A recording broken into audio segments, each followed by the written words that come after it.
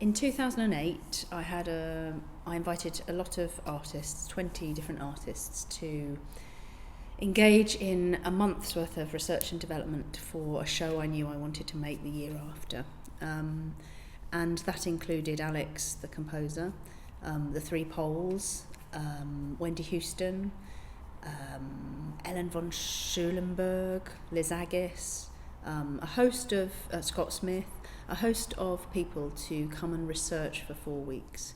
And I threw the research process open very wide in order to kind of work out what I wanted to do with the next new big piece, having made several smaller pieces in the years preceding. And I have to say, looking back, that probably a couple of those 4 weeks were quite random. I handed over directorial reign to everybody else, and people came in and I invited people to sort of suggest workshop ideas for research. And actually it didn't really work that well, I don't think, because I wasn't in control of where the whole thing was going. And so we had 4 weeks of chaos that ended up at the Place in London with another week of chaos. And yet, out of that chaos came some fragments, some kernels of ideas that actually did end up forming the conceptual starting points for If We Go On, which I then made with an ensemble of 6 in 2009. And one of the things that we were really looking at, particularly with Wendy Houston writing text for the work, was a kind of existential dilemma about how language fails us and how movement can fail us and how performance fails. And so it was a very dark digging into how we cope and live through failure. And that failure on stage was a parallel failure to my attempts to conceive a child during that period. And so it was a dark period for me where I couldn't really see very straight, actually. And the resulting work that I made, which is called If We Go On, was a questioning of whether we should go on. And for me personally, that was about whether I should go on trying to become a mum. And for us as an ensemble, about whether we should go on making work in the climate, in the political and financial climate, with each other, with the changes that were occurring amongst us as we matured, and also my real interest in the breaking down of performance rather than the jazzing up of performance. And so the resulting piece was intellectually very strong, very dark, but it still had some humour in it.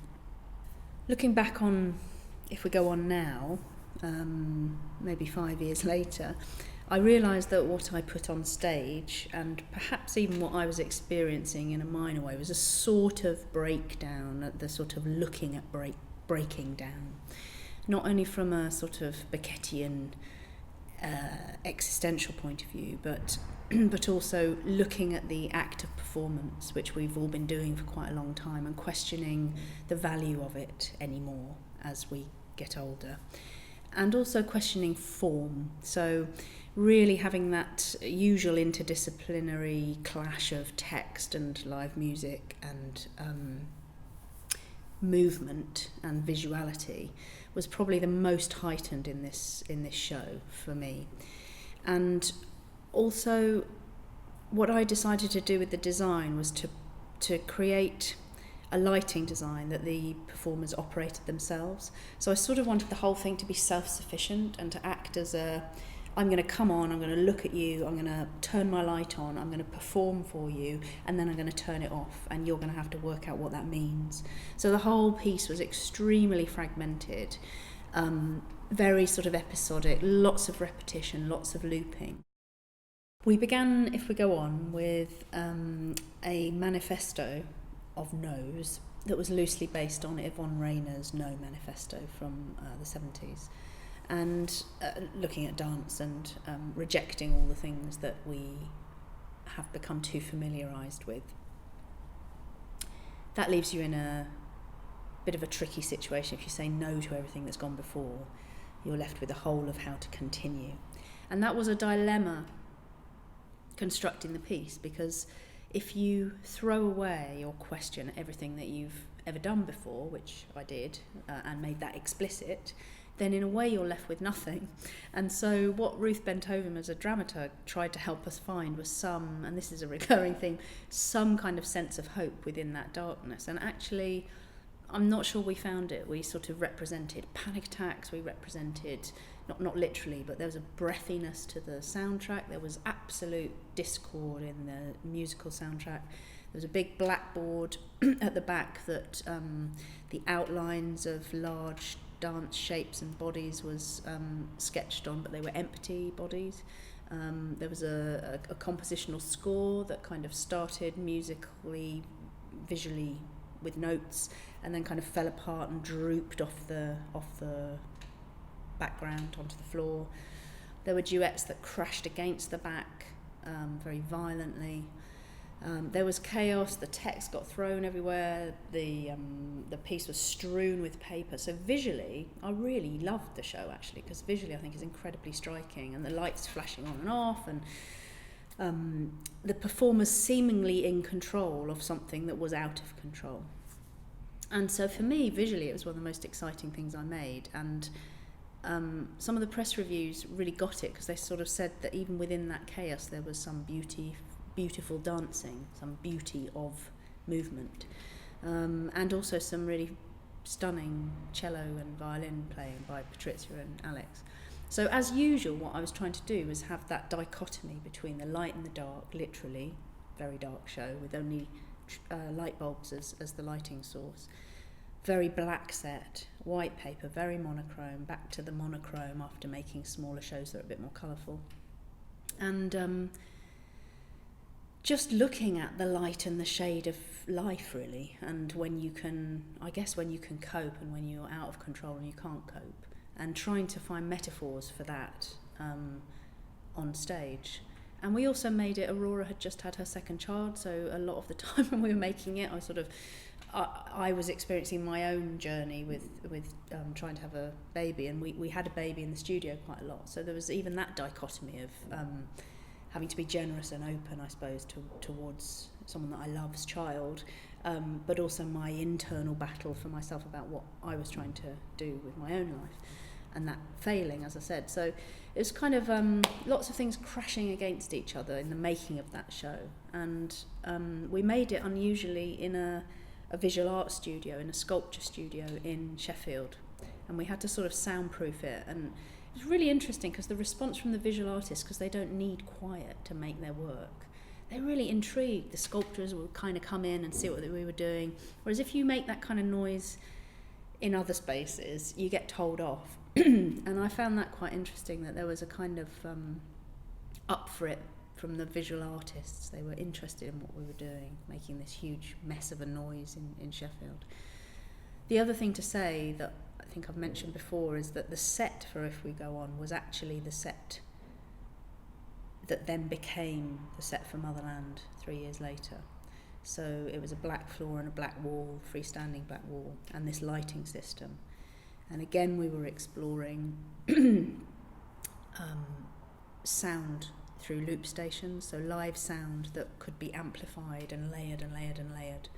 And this was the first time that I worked with Scott Smith, who's a multi-instrumentalist and composer in his own right. So we had Scott, Alex Katona and Patrizia Kujawska, all of whom play and can create and compose. So I guess we really found a richness in developing the musical and sound composition for this work. We were very pleased with that.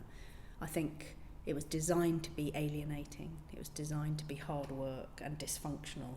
Some people loved that. Some people found that very difficult to watch. When we made Broken Chords in 2005, there was a moment where the fiction of that production stopped, and one of the performers stepped outside of the fiction, did something, and then one of the other performers interrupted and said, "Can we go on now?" As a way to sort of keep the performance going, that the show must go on whatever happens. And so If We Go On came out in a way from that line, "Can we go on now?" So the two shows, which are of a similar scale and a similar sort of visuality, very beautiful but very dark, are connected in that way. With the making of If We Go On, I also wanted to shake up the devising process. Usually when I make work, I have 10 weeks with the full ensemble in a space together. But I challenged myself to extend that over a much longer period, having had this 4-week period of research a year before.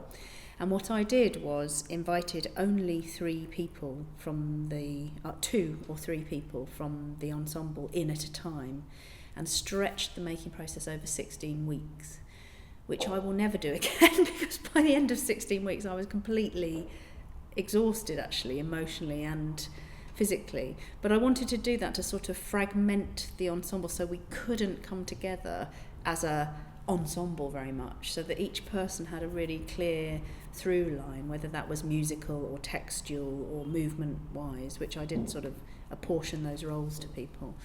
And then the whole ensemble only came together in the last 2 or 3 weeks, which was chaotic in itself, trying to match all those things together.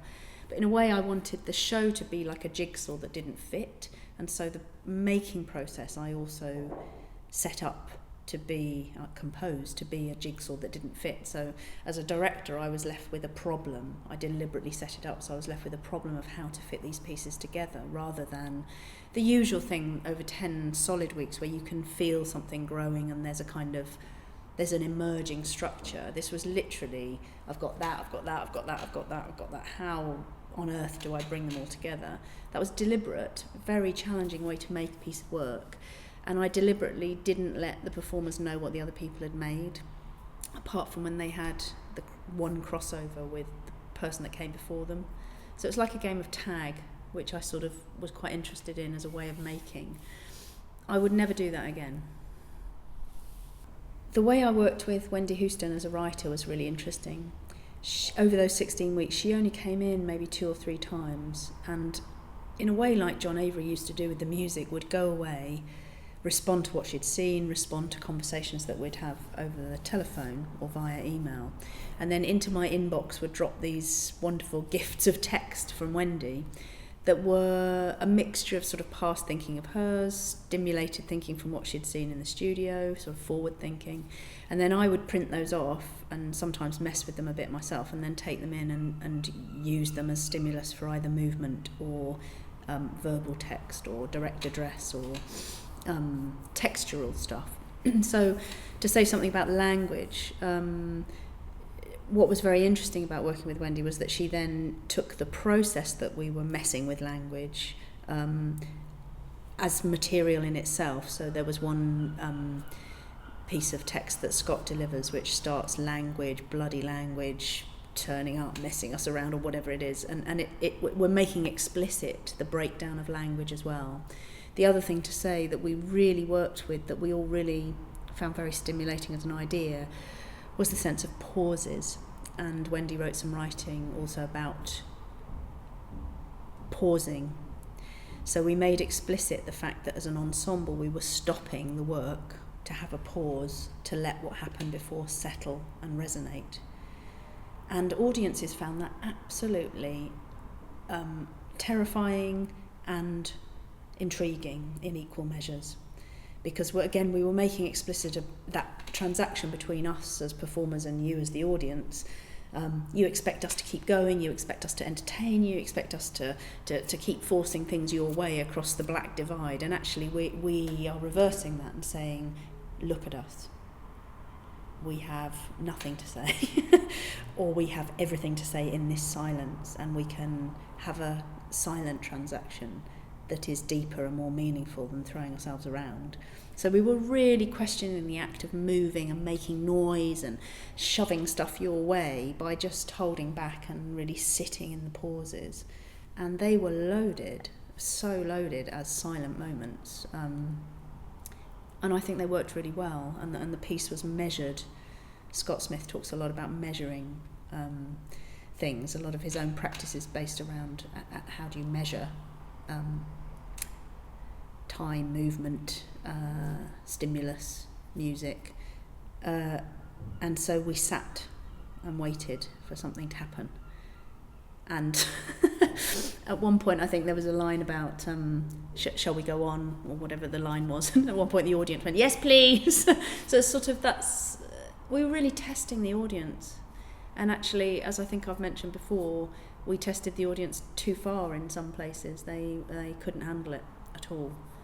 And one particular occasion, in front of a lot of international promoters, there was a huge walkout. So this show was controversial in terms of people came expecting the usual Vincent Dance Theatre stuff, or contemporary dance, or dance theatre, and what they got was a real questioning of life, of existential dilemmas, and of the form itself of music, dance and visuality.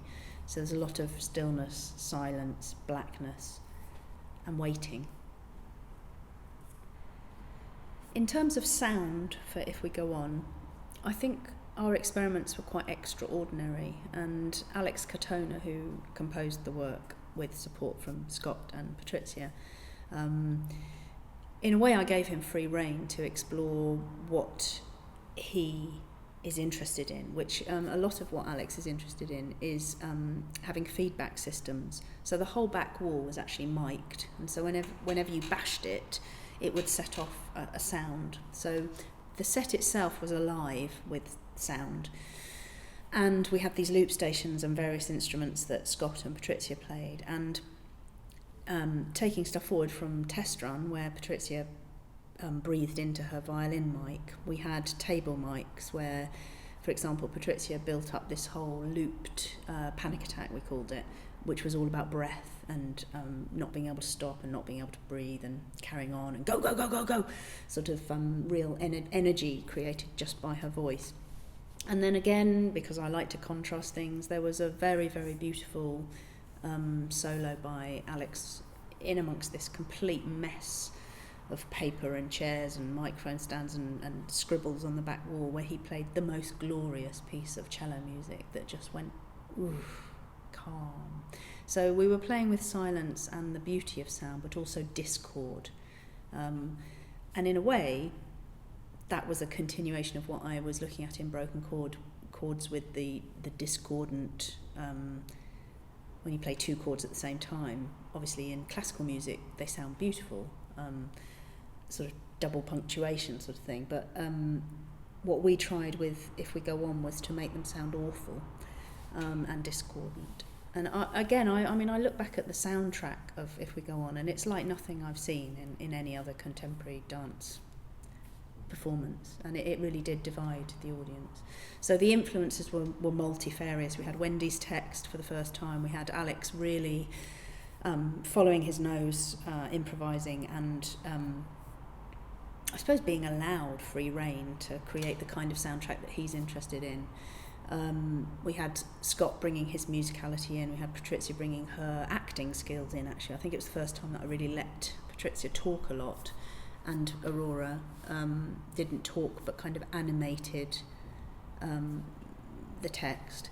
And the other thing to say about Aurora was that she drew. It's the first time again that she's actually a visual artist trained at an art school in Gdansk.